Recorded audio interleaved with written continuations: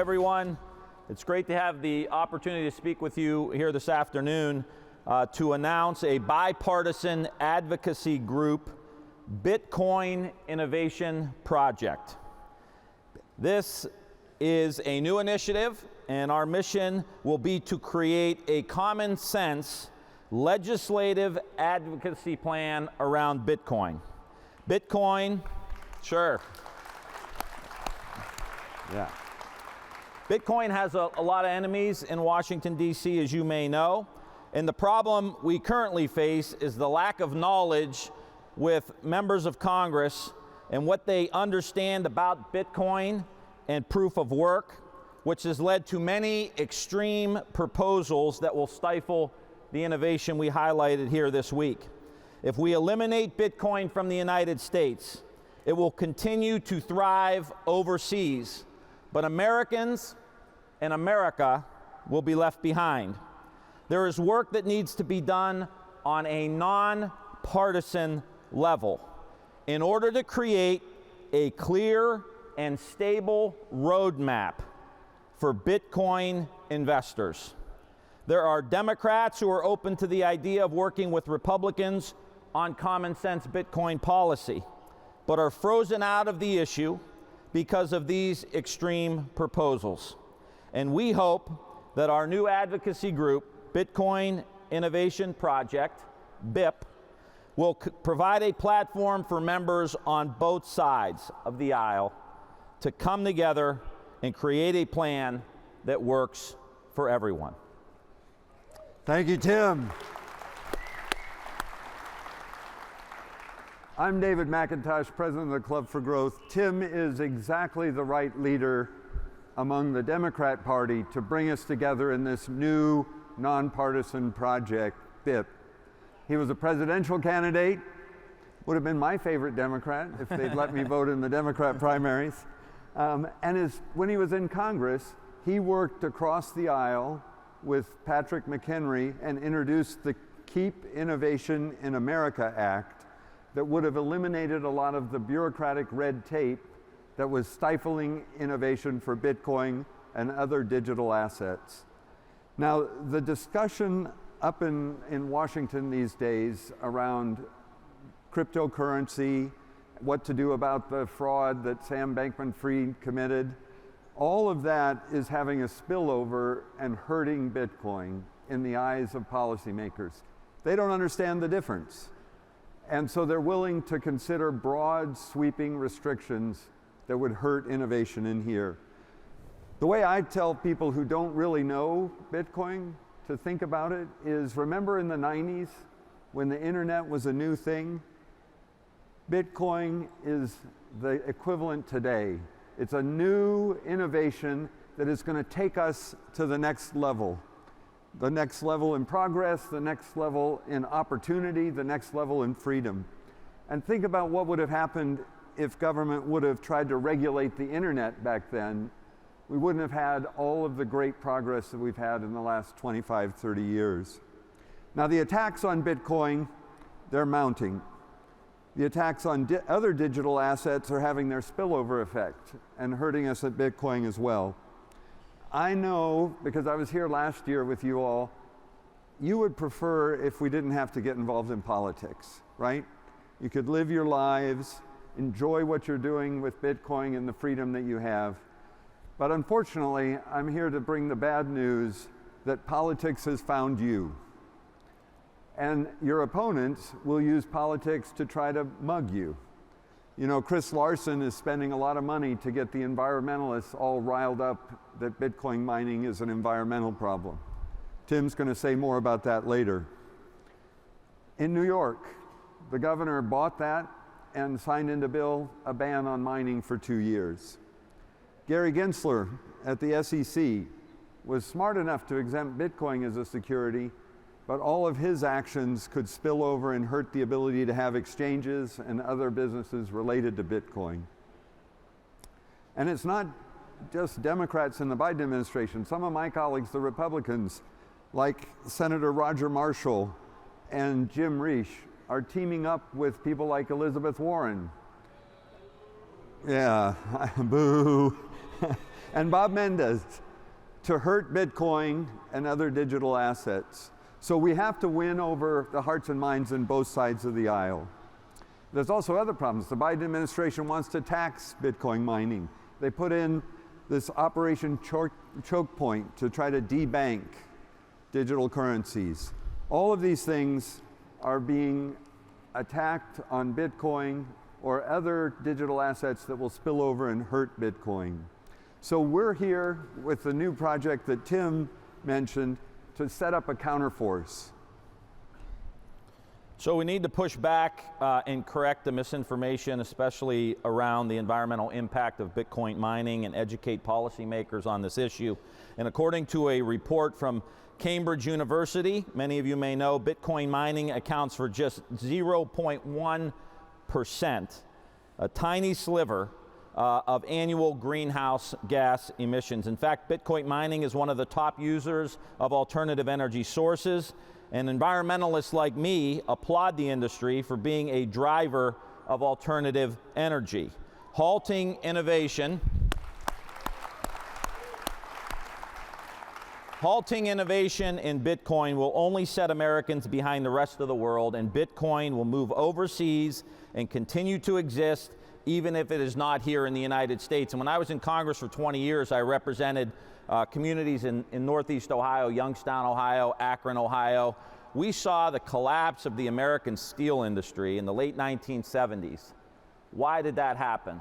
It happened because they failed to innovate. They failed to embrace innovation. And so if we fail in the United States to embrace this innovation, we are going to see the same thing happen with Bitcoin as we saw happen to the United States steel producers. And we can't afford to let that happen.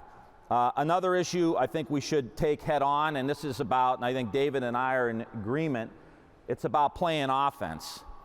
Don't sit back and play defense. Don't sit back and let people define you or define us. We play offense and we define the playing field. And when it comes to minority usage of Bitcoin, it serves an important role for minority groups in the United States who've been underserved by traditional banking institutions. Here's a survey from the National Opinion Research Center at the University of Chicago. Found 44% of digital asset traders in the United States are people of color. Additionally, according to polling from Pew Research, we found 20% of Black, Hispanic, and Asian Americans have bought, traded, or used digital assets compared to just 13% of white Americans. Bitcoin is reaching underserved communities, unbanked communities, and we can't let our opponents take that away. So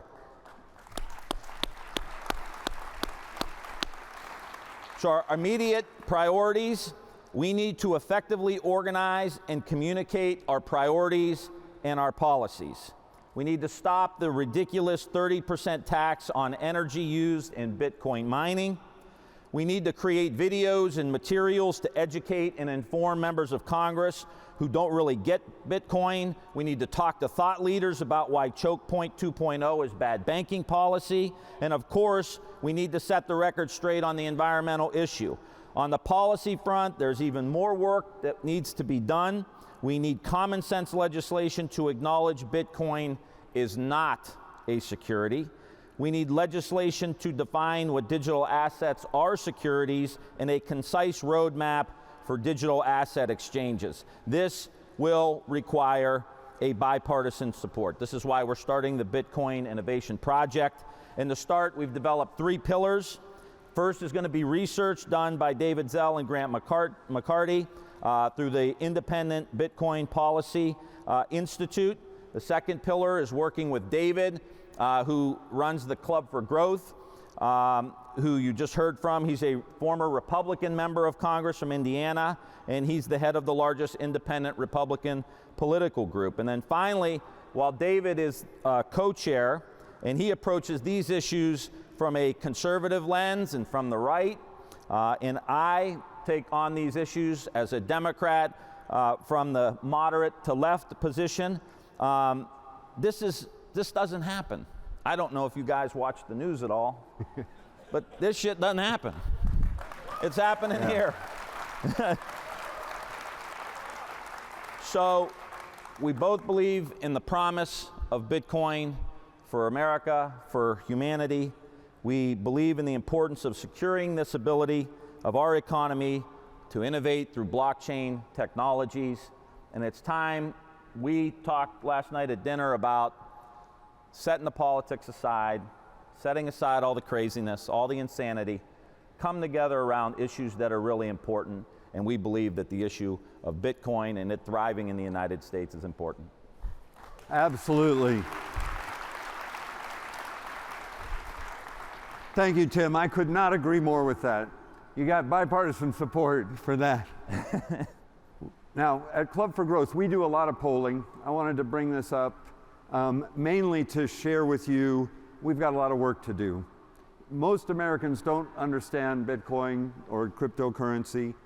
And unfortunately, thanks to what happened at last fall, 60% of Americans believe cryptocurrency and they have a negative opinion about it. Unfortunately for us, Bitcoin's not too much farther behind that. It's 56% have a negative opinion of Bitcoin because they don't know the difference. We asked them a question of whether they wanted to support this new tax, and most Americans don't like taxes. But 37% of plurality said yes, they'd support it. Only 24% opposed. The good news is the rest aren't sure. They just don't know. And the other news is that a plurality of voters do support reasonable regulations so that the industry can go forward. I think we've got to take that and build on that with opinion leaders and elected leaders in Washington to turn that around and let them know the true blessings that come from Bitcoin. We put together an aggressive budget for issue ads, polling, Hill outreach. That's this year that we need to do that. Next year, when the election year comes up, we're going to work with our allied super PACs to vet and research candidates who do understand Bitcoin and will be champions for it on the Democrat side and the Republican side. And then we'll work with our allied super PACs. Tim works with a group called the Moderates, run by Ty Strong, who's here today. I work with the Club for Growth, the largest Republican super PAC. We're all going to make that priority number one, to find champions, get them elected, and then have their voice in Congress.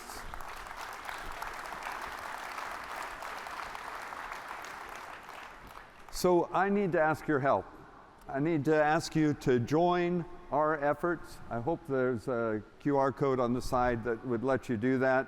You can go to the website, sign up, get information, and honestly, help us out financially to put together that budget. It's not an easy task. I wish I could tell you it's a simple solution. We can change Washington overnight. It needs to be worked on over and over and over again, and we need your help. We need help from Bitcoiners all over the country to do it. So honestly, this is a call to arms. We're going to have to win the battle of ideas, win in the political field, and then ensure that Bitcoin innovation, Bitcoin freedom, not only survives, but thrives in the United States of America. Thank you for letting us come and present to you today. God bless you. Okay, buddy. All right. Bitcoiners, welcome back to the Bitcoin Magazine Live Desk presented by Marathon. I am coming back with Q, Mark, and Justin. And wow, what an announcement, what an initiative. You know, Bitcoin is reaching across the aisle more than anything else, I think, on this planet, you know, in this country. It's incredible to see a powerhouse like Club for Growth joining teams with the Bitcoin Policy Institute and Tim Ryan's organization to have this bipartisan effort. Q, let's start with you. What was your reaction to that? I mean, look, I've been hammering this point home every single time I've gotten up on this news desk, and I will continue to pound this drum until everyone just finally gets it. They brought up in this last speech that Bitcoin mining only accounts for 0.1% of all greenhouse gas emissions in the world. On top of that, this is just a gentle reminder for Elon Musk, who I'm sure is out there right now watching, that more than 50% of the hash rate of Bitcoin mining comes from renewable, or for those who would prefer this word, green energy sources. So the green revolution is happening here in Bitcoin mining. Bitcoin mining is proving time and time again that it is good and better for the environment, and it's about damn time everyone realizes that. Mark, let's go to you. Well, you know, It brings up to me a lot of these issues, this hypocrisy that's coming from like folks like Elizabeth Warren that come out and say that they're here to bank the unbanked and provide financial services for those that are underserviced, and yet they are doing everything they can to chokehold the Bitcoin industry, and it seems very much so against what their mission would be. And now we see Bitcoiners are coming. Or rather, politicians are coming to Bitcoin because they understand the power of the brand. It's the biggest brand in the world, and politicians are seeing that they need to identify as a Bitcoiner in order to get people to pay attention to them. So, I think the important thing is not, what can Bitcoin do for them as politicians, but, what can they do for Bitcoin? So I'm very excited to see very tangible messaging coming out, tangible policy coming out, and things that, things like saying Bitcoin's not a security and putting forward this legislation that will actually help the Bitcoin industry thrive and not just more lip service from the state. I'd like to add that for the first time, we have a candidate at the highest level supporting our mission. Yesterday, we saw Bobby Kennedy Jr. present on the main stage that he's running on a Bitcoin ticket. He's accepting donations using Lightning for the first time in any presidential campaign. And as a community, we now have someone backing our ideals. And now you have these super PACs that are created that are supporting that mission to get elected in office. We finally have representation. We've been going through this whole taxation without representation as a community for many years. But finally, for the first time, we have a candidate that's in our corner, that's in our favor, and you have super PACs that are supporting that. And what people don't remember, particularly around Bitcoin mining, to echo your comment, is that these machines that mine Bitcoin that are all around us are 2,000 times more efficient than a regular computer doing this one job. It does this one thing very efficiently to secure the most important monetary network ever created. And these are the echoes that we should continue to tell people is like, yes, it might have a little bit of power being used, but it's 22,000 times more efficient to do that. And finally, we have a candidate that brings that into place as well. 100%. And I just want to add here, right, or kind of turn the conversation to what is a bigger deal? Is the establishment of this bipartisan group that's going to be pushing for Bitcoin and smart regulation and education a bigger deal than RFK, Vivek, and other presidential candidates that are also trying to do the same thing? What's a bigger deal for Bitcoin? Q. I think this coalition right here will have the opportunity to last far longer than just a presidential campaign, or even if they're successful 4 years or an 8-year term. This could be something that establishes a real effort to bridge the gap, something that we've heard a lot of politicians talk about, but we've never seen done successfully. We see right now an example of two completely opposite politicians or people who work in this space wanting to find a bridge to bring them together, Bitcoin being that bridge. Mark, close us out. Yeah, I totally agree. We're an incredibly divided country. I think the ability for Bitcoin to bring people together across the aisle is world-changing, certainly country-changing. And I think, it's very clear that if you're a politician and you're not embracing Bitcoin and you're not pushing down these policy and legislation points, you're a chump, and we won't fucking vote for you. All right, y'all. Hey, make sure to smash the like and subscribe button. We are going to go back to the main stage for a 1 Bitcoin giveaway. Thank you, Miami, for the last 3 years in this amazing city. The whole world shut down, but Miami welcomed us with open arms. We want to show Bitcoin to the whole world. We are taking the conference on the road to set the stage for Bitcoin in a new city.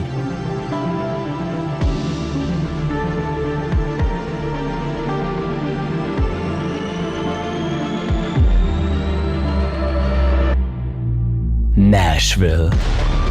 Bitcoin 2024 is coming to Nashville in Tennessee, a city that is known as a music and freedom city. Bitcoin 2024 in Nashville from July 25th to 27th.